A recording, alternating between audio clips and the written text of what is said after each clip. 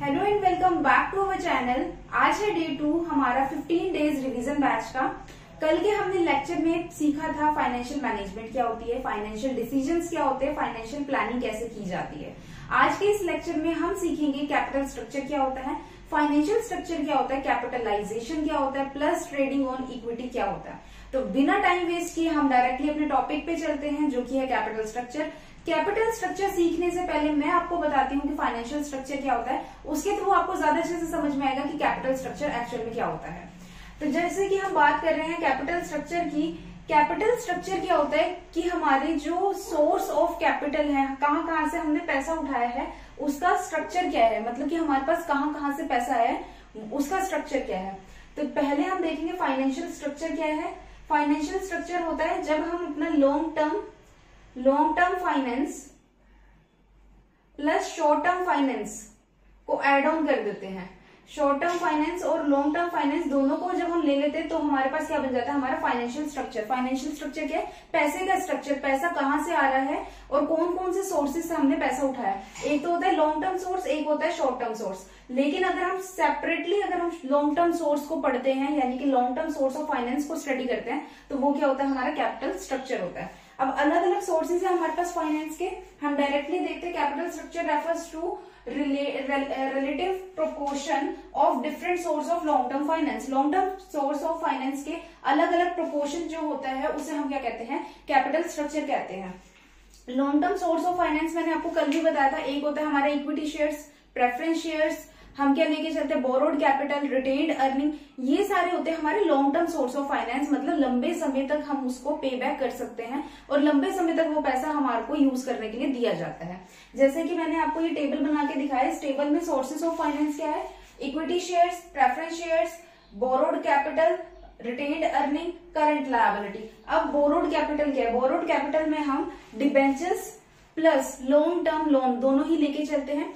Debentures और long term loan दोनों ही borrowed capital है, वो हमारी ओन्ड कैपिटल नहीं है। लेकिन अगर हम बात करते हैं जब इक्विटी शेयर्स की, इक्विटी शेयर्स, प्रेफरेंस शेयर्स और रिटेन्ड अर्निंग, ये तीन जो सोर्स ऑफ कैपिटल है, ये क्या है, हमारा ओन्ड कैपिटल। ओन्ड कैपिटल क्यों, क्योंकि इक्विटी शेयर्स जो होते हैं are the real owner of the company, और प्रेफरेंस शेयर्स जो होते हैं वो ओनर नहीं होते रियल, बट शेयर होल्डर्स होते हैं, उनके पास उतने राइट्स नहीं होते, बट देखा जाए तो वो भी तो ओन्ड कैपिटल ही होती है हमारी।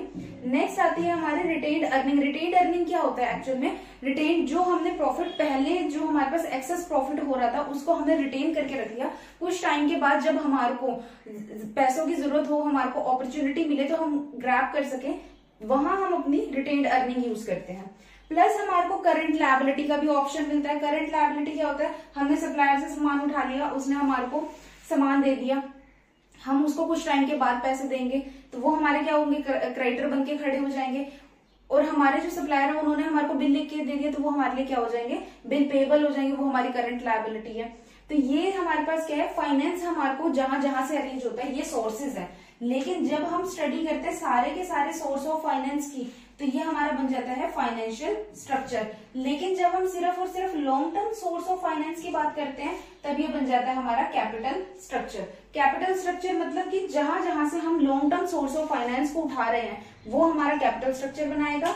जहां हम लॉन्ग टर्म और शॉर्ट टर्म दोनों ही सोर्सेज ऑफ फाइनेंस को उठा रहे हैं तो वो हमारा बनाएगा फाइनेंशियल स्ट्रक्चर। क्योंकि फाइनेंशियल का मतलब क्या होता है, पैसा, और कैपिटल का मतलब क्या होता है, जो लॉन्ग टर्म हम लेके चलते हैं। तो कैपिटल स्ट्रक्चर में हमेशा लॉन्ग टर्म की बात की जाएगी, फाइनेंशियल स्ट्रक्चर में चाहे वो लॉन्ग टर्म है चाहे वो शॉर्ट टर्म है, दोनों की ही बात की जाएगी।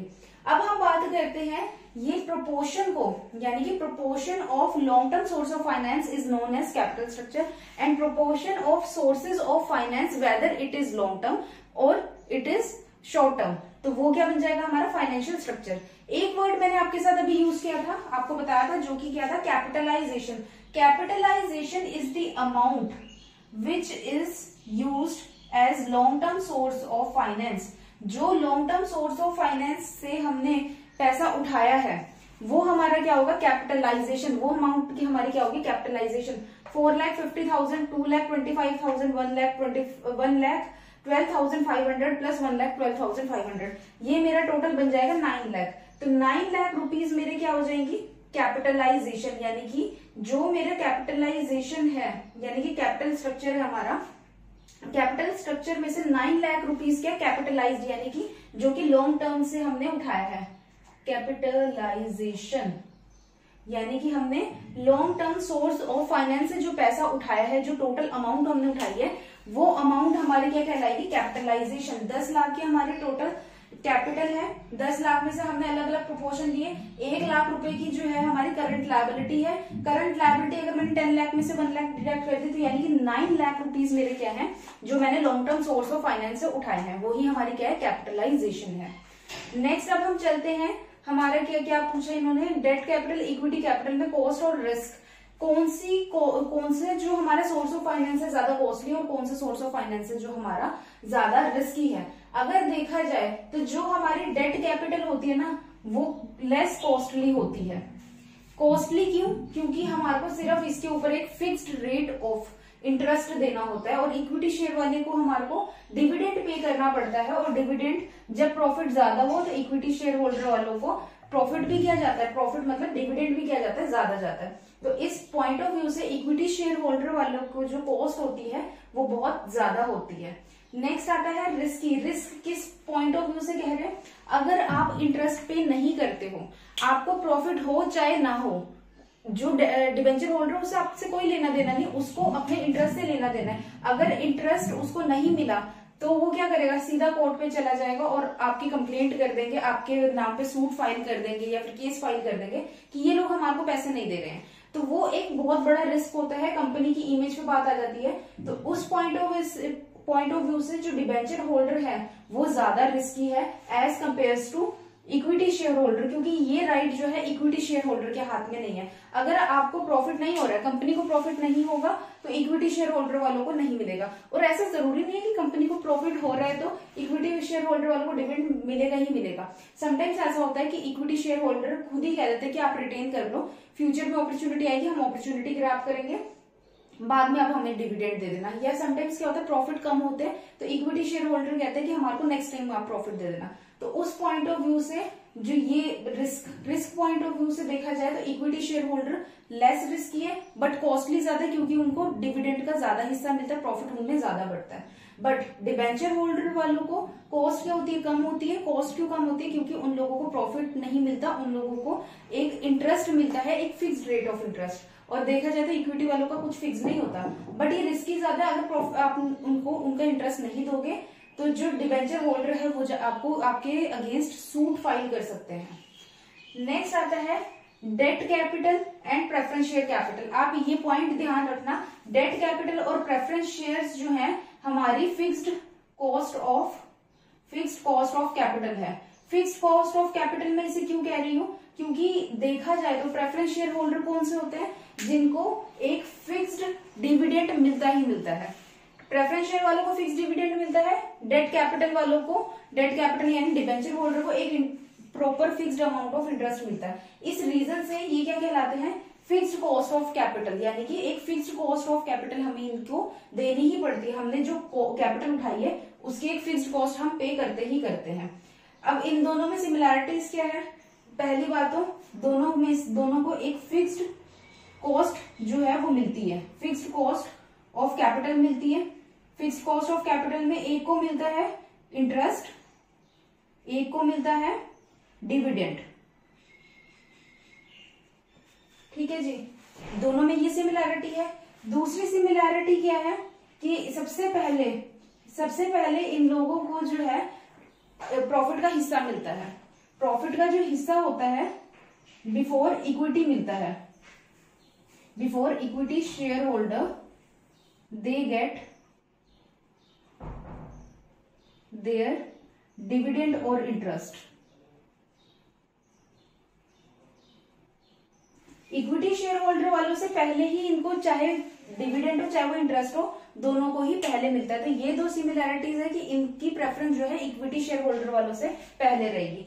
अब डिसिमिलैरिटीज क्या है, डिसिमिलैरिटीज क्या है, जो डेट कैपिटल है वो क्या है, रिस्की ज्यादा है, हायर रिस्क है उसमें। लेकिन जो प्रेफरेंस शेयर्स वाले हैं ना वो कम रिस्की है, लेस रिस्की। क्यों, क्योंकि इनके पास ये राइट नहीं है कि अगर प्रॉफिट नहीं होगा तो उन लोगों को डिविडेंड नहीं मिलेगा, लेकिन डेट कैपिटल वालों को चाहे प्रॉफिट हो चाहे प्रॉफिट ना हो उनको डिविडेंड मिलेगा ही मिलेगा। तो देखा जाए तो ये डेट कैपिटल जो है ज्यादा रिस्की है कंपनी के पॉइंट ऑफ व्यू से, लेकिन जो प्रेफरेंस शेयर्स वाले वो कम रिस्की है। और नेक्स्ट पॉइंट आता है interest will be given to debt debenture holder whether there is profit or not। Profit है या नहीं है इनको इंटरेस्ट मिलेगा ही मिलेगा। लेकिन बात की जाए अगर प्रेफरेंस शेयर वालों की प्रॉफिट होगा, सिर्फ प्रॉफिट होगा तभी उनको डिविडेंड दिया जाएगा, नहीं तो नहीं दिया जाएगा। तो ये दो सिमिलैरिटी और डिसिमिलैरिटी थी। नेक्स्ट पॉइंट आता है financial leverage and financial risk. Financial leverage क्या होती है? जब हम इक्विटी प्लस प्रेफरेंस के साथ, इक्विटी और प्रेफरेंस शेयर के साथ हम एड ऑन कर देते हैं, इक्विटी प्रेफरेंस शेयर के साथ जब हम डिबेंचर्स के साथ अपना कैपिटल स्ट्रक्चर बनाते हैं, वो होती है फाइनेंशियल लीवरेज। जिससे कि क्या होता है कि हमारी जो कॉस्ट ऑफ कैपिटल है वो क्या हो जाती है, कम हो जाती है और प्रॉफिट बढ़ जाता है। यानी कि हमारी कॉस्ट ऑफ कैपिटल क्या हो जाती है, कम हो जाती है और प्रॉफिट क्या हो जाता है, बढ़ जाता है। उसका रीजन क्या है? डिबेंचर होल्डर जो है या डिबेंचर जब हम इशू करते हैं ना, तो उसके ऊपर जब हम इंटरेस्ट देते हैं, इंटरेस्ट देने के बाद जो हमारा प्रॉफिट आता है उसके ऊपर इनकम टैक्स लगता है। और जब हमारी इक्विटी और प्रेफरेंस शेयर से जो हमारा प्रॉफिट आता है, डायरेक्टली प्रॉफिट के ऊपर पहले हमारे को टैक्स देना पड़ता है, उसके बाद जो अमाउंट बचती है तब जाके हम इनको डिविडेंड देते हैं। जिस रीजन से हमारी जो कॉस्ट ऑफ कैपिटल है बढ़ जाती है अगर सिर्फ और सिर्फ हम इक्विटी और प्रेफरेंस में डील करें। लेकिन अगर हम डिबेंचर्स को साथ लेके चलते हैं तो हमारी कॉस्ट ऑफ कैपिटल क्या हो जाती है, कम हो जाती है और हमारी प्रॉफिटेबिलिटी बढ़ जाती है। अब फाइनेंशियल रिस्क क्या है? फाइनेंशियल रिस्क वो रिस्क है जब हम ज्यादा से ज्यादा फिक्स्ड कॉस्ट ऑफ कैपिटल उठा लेते हैं और अल्टीमेटली हमारी अर्निंग कम है। अगर तो मेरी अर्निंग जो है वो कम है और मेरी कॉस्ट ऑफ कैपिटल जो है वो ज्यादा है तो मेरे को ऑब्वियसली लॉस होगा। तो ये क्या है हमारा फाइनेंशियल रिस्क। लेकिन मेरी अर्निंग ज्यादा है और मेरी कॉस्ट ऑफ कैपिटल कम है तो ऑब्वियस ही बात है कि मेरे को प्रॉफिट होगा। तो ये क्या है हमारा फाइनेंशियल रिस्क। यहाँ पे इस सिचुएशन में क्या हो जाएगा, कम हो जाएगा और इस सिचुएशन में मेरा फाइनेंशियल रिस्क क्या हो जाएगा, ज्यादा हो जाएगा। तो ये हमारा टॉपिक था। इस टॉपिक हम करेंगे trading on equity. Trading on equity क्या होता है? जब हम इक्विटी शेयर्स के साथ साथ डिबेंचर्स भी लेके चलते हैं। डिबेंचर्स लेने से हमें क्या बेनिफिट होता है कि हमारे जो इक्विटी शेयर होल्डर्स की जो अर्निंग है वो बढ़ सके। अपने इक्विटी शेयर होल्डर की अर्निंग बढ़ाने के लिए हम लोग क्या लेके चलते हैं, डिबेंचर्स लेके चलते हैं। तो उसी को ही हम क्या कहते हैं, ट्रेडिंग ऑन इक्विटी। दो केसेस हमने लिए हैं जब हमारी ईबीआईटी क्या होती है, earning before interest and taxes. Earning before interest and tax जो हमारा है ज्यादा है तब हमारी जो ट्रेडिंग ऑन इक्विटी है वो कैसे निकलेगी, और जब हमारा earning before interest and tax कम है तब हमारी ट्रेडिंग ऑन इक्विटी कैसे निकलेगी। तो मैं डायरेक्टली आपको क्वेश्चन करना बताती हूँ, जिसमें हमारा जो फर्स्ट केस है जब हमारी ईबीआईटी जो है सफिशिएंट है यानी कि 2 लाख रुपीज है। यहाँ पे हमारी जो ईबीआईटी है वो सफिशिएंट नहीं है, 80,000 रुपीज है।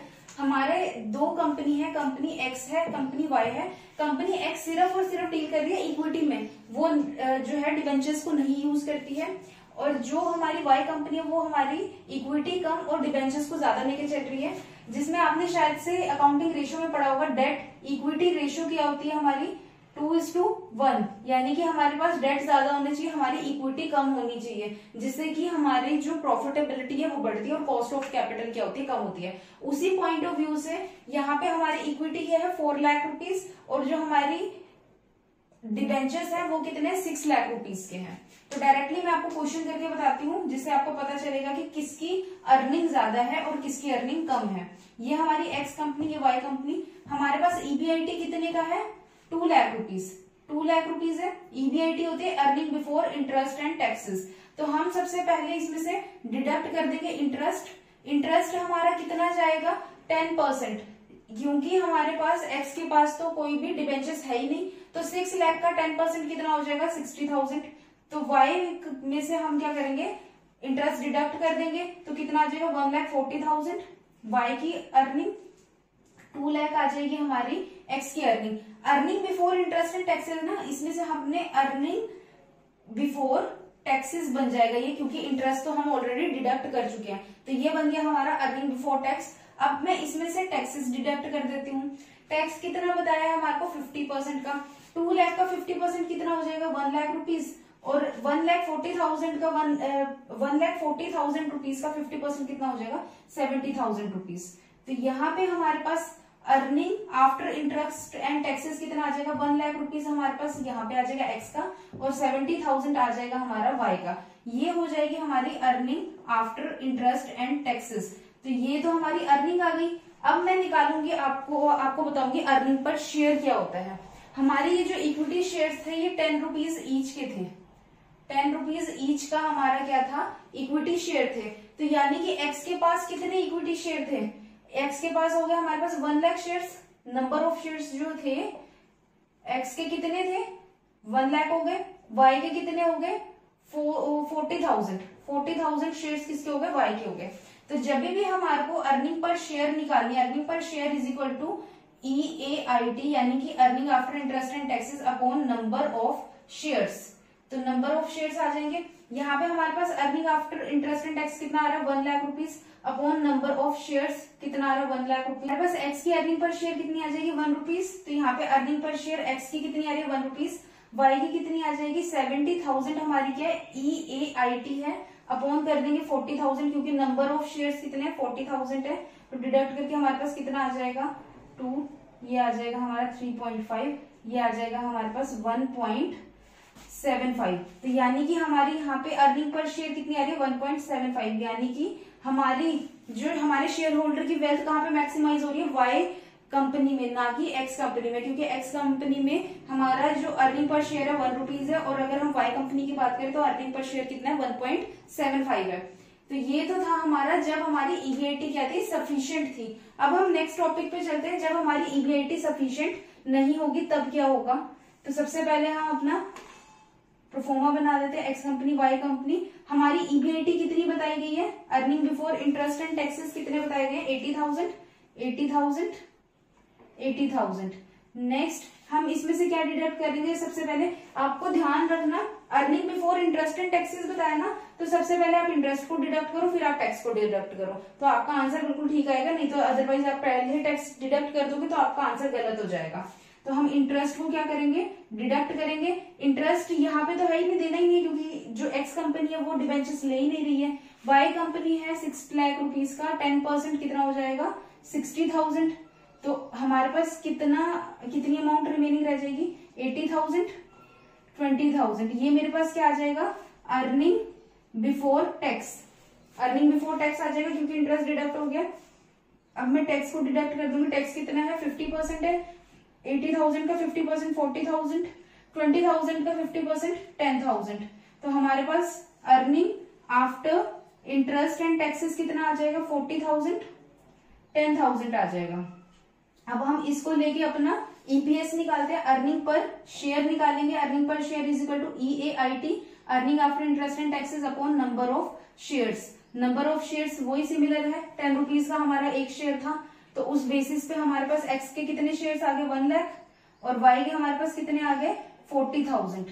तो हम एक्स का निकालते हैं, एक्स में हमारा EIT कितना है 40,000 अपॉन 1 लाख रुपीज। तो हमारे पास कितना आ जाएगा 0.40 रुपीज क्या हो जाएगी हमारी अर्निंग पर शेयर। लेकिन अगर हम ये वाई की बात करें तो वाई में कितनी आ जाएगी 10,000 अपॉन 40,000, तो हमारे पास कितनी आ जाएगी 0.25। तो यहाँ पे हमारी अर्निंग पर शेयर कितनी आ जाएगी 0.25। तो बेसिकली यहाँ पे अगर आप इन दोनों को कंपेयर करो, अगर तो हमारा EBIT सफिशिएंट है तो हमारी जहां पे हम डिबेंचर्स यूज कर रहे हैं, क्योंकि डिबेंचर्स हमारी क्या है fixed cost of capital use करेंगे, तो हमारी अर्निंग पर शेयर क्या होगी बढ़ जाएगी। लेकिन अगर हमारा EBIT earning before interest and tax अगर सफिशिएंट नहीं होगा और उस सिचुएशन में हमने फिक्स्ड कॉस्ट ऑफ कैपिटल उठा लेंगे, तो हमारा अर्निंग पर शेयर क्या हो जाएगा कम हो जाएगा एज कम्पेयर टू जिसने फिक्स्ड कॉस्ट ऑफ कैपिटल नहीं उठाई गई होगी। तो ये हमारे को देखना पड़ेगा कि अगर हमारी अर्निंग अच्छी है तो प्रॉपरली अगर हम इस टॉपिक को देखें तो इस टॉपिक में ये बताया गया है कि अगर तो हमारी अर्निंग अच्छी है, सिर्फ उस पॉइंट ऑफ व्यू से हम अपनी फिक्स्ड कॉस्ट ऑफ कैपिटल को उठाएं। अगर हमारी अर्निंग अच्छी नहीं है तो हमारे को फिक्स्ड कॉस्ट ऑफ कैपिटल उठाने में कोई बेनिफिट नहीं है, फिर तो हम इक्विटी को ही लेके चलेंगे, तभी हमारी जो अर्निंग पर शेयर है वो ज्यादा आएगी। लेकिन अगर हमारी अर्निंग अच्छी है तो हम अपना इक्विटी शेयर्स के साथ साथ डिबेंचर्स भी यूज करें, ताकि हमारी जो कॉस्ट ऑफ कैपिटल है वो कम हो जाए और प्रॉफिटेबिलिटी बढ़ जाए। ये हमारा टॉपिक था। Thank you.